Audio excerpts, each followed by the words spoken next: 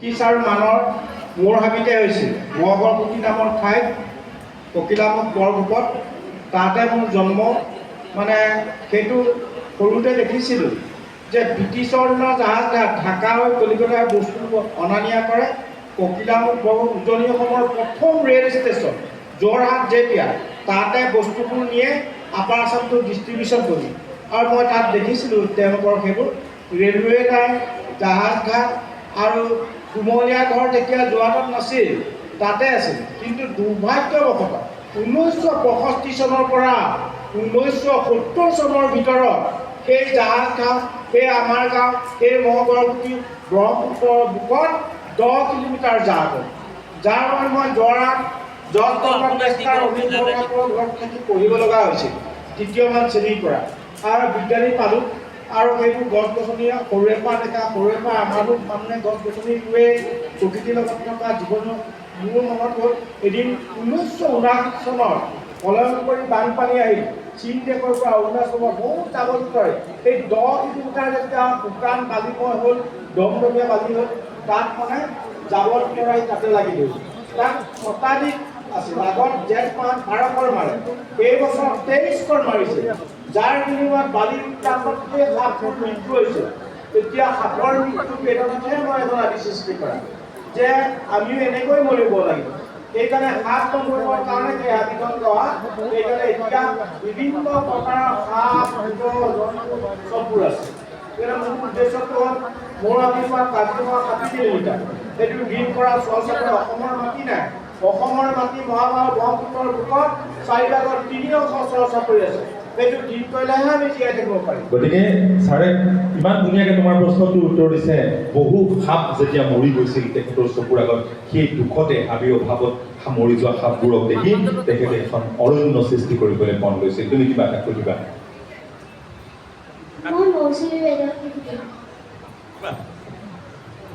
বাইদেউ, মই মঙলদৈ জিলা মইনাবাৰী চেণ্টাৰৰ পৰা আহিছোঁ। আপুনি মঙলদৈ জিলা মইনাবাৰী চেণ্টাৰ এগৰাকী মইনা আগতে আছে, গতিকে মই তাৰ ওপৰতে অলপ সুধিব ওলাইছোঁ। আপুনি মঙলদৈৰ পৰা কেতিয়া ওলাইছে? মই 93 চনত, তোমাৰ জন্মটো হোৱাই নাই, 93 চনতে মই মঙলদৈৰ পৰা ওলোৱা। আৰু মঙলদৈ মিলিজুলি মইনা পাৰিজাতত আমি প্ৰাঞ্জল দা, মই তেনেকৈ আমি সকলোৱে মিলি খুব সুন্দৰ সুন্দৰ অনুষ্ঠানবোৰ কৰিছিলোঁ। Thank you. আৰু আপুনি এতিয়া মঙলদৈ যায়নে? আমাৰ গ'লে আমাৰ তাতো সোমাব। মই মঙলদৈ ভেবা নাথাকোঁ। ঠিক আছে, মই ভেবা ঘাটত গ'লে তোমাক ফোন কৰি দিম। ফোন নম্বৰটো মোক দি দিবা, হ'ব? হয়। আৰু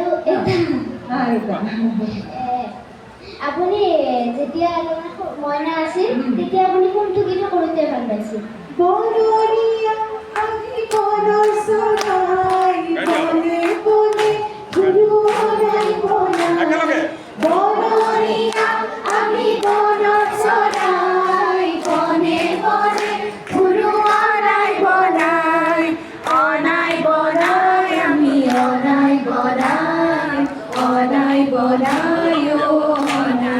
ধন্যবাদ মৌচুমী, ধন্যবাদ মইনাগৰাকী। আৰু তোমাৰ কিবা এটা আছে? নমস্কাৰ, মোৰ নাম শ্ৰী নিশ্চয়িতা কলিতা। মই জলপান কেৱল এইটো প্ৰশ্ন সুধিব বিচাৰিছোঁ। আপোনাৰ যিখন অৰণ্য আছে তাত যে থাকে সাপ, হাতী, বাঘ, এইবোৰ আপোনাৰ অপকাৰ কৰেনে? সেইবোৰ কেতিয়াও অপকাৰ নকৰে। নিজৰ নিজৰ কাম কৰি নিজে নিজে খায়। বাঘে ধৰা গৰু খাবই, মই পুহিলে খাব। মই এখন হাতী অহাৰ পৰা এতিয়া 108টা গৰু মোক খালে, মই বেয়া পাব পৰা নাই। গাহৰি 14টা খালে, মই বেয়া পাব পাৰিম? মানুহৰ পৰা নাখায়। 33 কোটি দেৱতাই মানুহলৈ আশা কৰে। মই যে 117টা হাতী খুৱাব পাৰিছোঁ, বাঘকেইটাক খুৱাব পাৰিছোঁ, মই বেলেগে পূজা কৰিব নালাগে। পূজা কৰিলে কি হয়? বুটমাহটো নিজে খায়, হাতীটো পিছত নাযায়, ছাগলীটো গলিয়ে খায়, মানুহে খায়। পূজা কৰিলে আমি আমাৰ নিজৰ ব্যৱস্থাটো কৰি লওঁ পূজা কৰি, নহয় দাদা? আৰু আপুনি অৰণ্যখনৰ জীৱ জন্তুৰ পূজা কৰি আছে। আমাৰ আৰু কোনোবা এগৰাকী মইনা আছে? নমস্কাৰ, মোৰ নাম শ্ৰী কৌশিক মহন্ত। মই 5 বছৰ পূৰ্বতে মইনাবাৰীৰ মইনা। মই মৌচুমী চৌৰে বাইদেউৰ এটি প্ৰশ্ন কৰিম। তেওঁৰ জীৱনৰ প্ৰথম গীতটো ৰেকৰ্ডিং কৰা গীতটোৰ নাম কি, আৰু সেইটো গীত গাবলৈ অনুৰোধ জনাইছোঁ।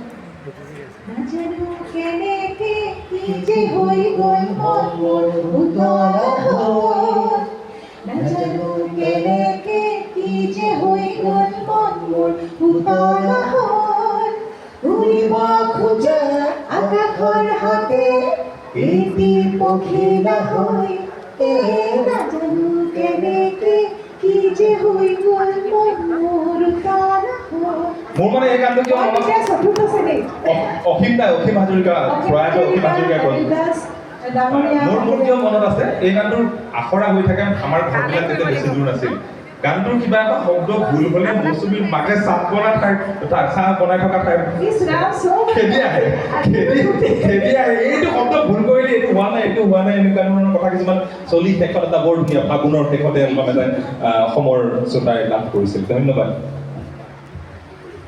নমস্কাৰ মোৰ নাম শ্ৰীমতী পাৰ্বী বৰা মই জ্যোতিষ্মান মইনা পাৰিজাতৰ মইনা মই মৌচুমী বাইদেউ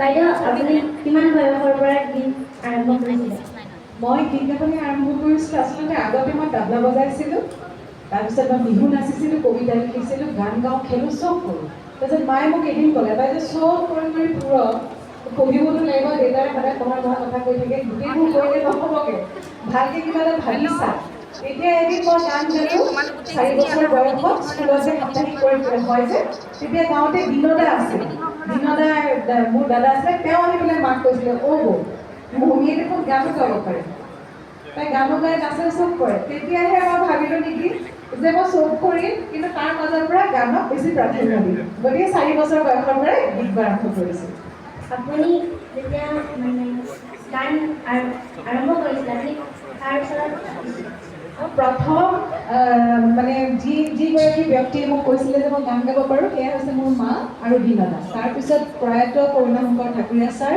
আৰু শিৱেন বেনাৰ্জী ছাৰৰ ওচৰত মই শিকিছিলোঁ তাৰপিছত কম্পেটো শিকিছোঁ বহুত গুৰু আছে নমস্কাৰ জল্দি ক'ব লগা আছে প্ৰাঞ্জলে মাইক্ৰফোন টানি আছিলোঁ মোৰ নাম মাননী দত্ত মই শিৱসাগৰ জিলাৰ মইনা পাৰিজাতৰ পৰা আহিছোঁ মই প্ৰশ্নটো যাদৱ পায়েং ছাৰলৈ আগবঢ়াইছোঁ ছাৰ আপুনি এখন অৰণ্য সৃষ্টি কৰিলে এতিয়া আমি মহিলাসকলে এখন আন অৰণ্য সৃষ্টি কৰিবলৈ আমি কেনেধৰণৰ পদক্ষেপ গ্ৰহণ কৰিব লাগে আপোনাৰ আগতে তোমালোক য'তেই খালী জেগা আছে তাতে গছ গছনি সেইটো পদক্ষেপ ল'ব লাগিব প্ৰথমতে আৰু সেইবোৰ গছ পুলি ৰুওঁতে সাৱধান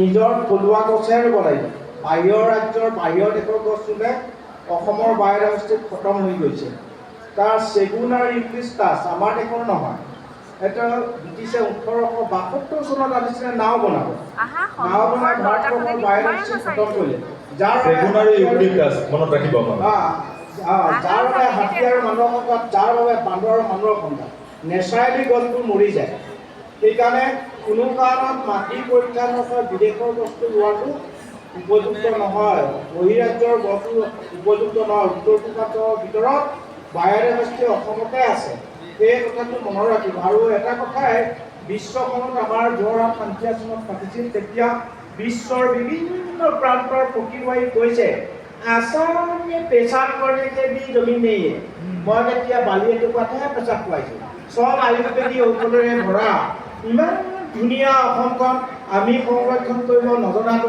কম দুৰ্ভাগ্যজনক বিষয় নে সেইকাৰণে এই কথাটো নিজে চিনাক আমাৰ অভাৱ মানে আৱিষ্কাৰ নকৰে বিদেশৰ অভাৱ হৈছে আৱিষ্কাৰ কাৰণ ভাৰতে 5500 বছৰ আগত কাপোৰ পিন্ধা আৰু বাকীবোৰ মানুহে কেতিয়া 1900 বছৰৰ পিছত কাপোৰ পিন্ধিবলৈ শিকিছে পিন্ধিয়ে গোটেই পৃথিৱীখন জয়লাভ কৰিলে জয়লাভটো একোৱেই নকৰিলে প্ৰকৃতি ধ্বংস কৰিলে যাৰ বাবে জলবায়ু পৰিৱৰ্তন যাৰ বাবে COVID-19 আহি গৈছে বাপেক মৰিলেও চুব নোৱাৰে মাক মৰিলে কিন্তু ভাৰতৰ দৰে এখন বিশাল জনসংখ্যা থকা দেশ বেলেঞ্চ থকাৰ কাৰণে ভাৰতৰ 140 কোটি মানুহ মই বেয়া পাব নাজানো সেইকাৰণে তেওঁলোকে এইকাৰণে ফ্ৰান্সত যেতিয়া বিশ্ব সন্মিলন হৈছিল তেতিয়া ভাৰতৰ পৰা ইকনমিকেল লেকচাৰত মোক পাতিছিল 2015 চনত তেতিয়া মই কৈছিলোঁ 12 মিনিট ক'বলৈ দিছিল তেতিয়া বিশ্বৰ বিভিন্ন প্ৰান্তৰ পৰা অহা 20,000 দৰ্শক 195খন দেশ তেতিয়া আপোনালোকসকল ইকনমিকেলৰ ওপৰত ইমান গুৰুত্ব দিছে 1 মিনিট সময় উশাহটো বন্ধ কৰকচোন অক্সিজেনৰ প্ৰয়োজন হ'ব যদি বেছি অক্সিজেন দিয়ে তাত থকা 20,000 দৰ্শকে আজি নিজে জীয়াই থাকিব এজোপাকে গছ সমগ্ৰ বিশ্বৰ 780 কোটি মানুহে নিজে জীয়াই থকা যেতিয়া পৃথিৱীৰ ভাৰসাম্য ঘূৰি আহিলে যে আপোনালোকৰ বিভিন্ন ধৰ্মালী লোকসকল আছে বৃহৎ বৃহৎ গীৰ্জা বৃহৎ বৃহৎ মছজিদ বৃহৎ বৃহৎ মন্দিৰ বনাইছে ভগৱানক কোনে লিখিছে তাৰ উত্তৰ পৃথিৱীৰ মানুহে দিব নোৱাৰে ভগৱান লেখা এজন এতিয়া ভগৱান কোন ভগৱান জন্মচক্ৰৰ দ্বাৰা মা দেউতাই ভগৱান মা দেউতাই ঢুকোৱাৰ পিছত তাৰ লগত এইটোৱে কৈছে প্ৰকৃতিৰ লগত এইটোৱে প্ৰকৃতি হৈছেনে ভগৱান আছেনে যিজনে প্ৰকৃতিক ভাল পায় তেওঁ পৃথিৱীক ভাল পাব পাৰে আৰু যিজনে পৃথিৱীক ভাল পায় সমস্ত বিশ্বৰ প্ৰাণী জগতক ভাল পাব তাৰবাবে তেওঁ যেতিয়া 1 কিলোমিটাৰ যাবলৈ সীমা পায় সীমাকে গাড়ী বৰ কামৰা কামৰি কৰে দাদা আমি কথা পাতিম তোমাৰ প্ৰশ্নটো ইমান ধুনীয়াকৈ উত্তৰ দিছে অসমৰ জলবায়ুত জীয়াই থাকিব পৰা যিকোনো গছেই তুমি ৰুব লাগিব যিজোপা গছে আমাক অনাগত সময়ত জীয়াই থাকিবলৈ সাহস দিব জীয়াই থাকিব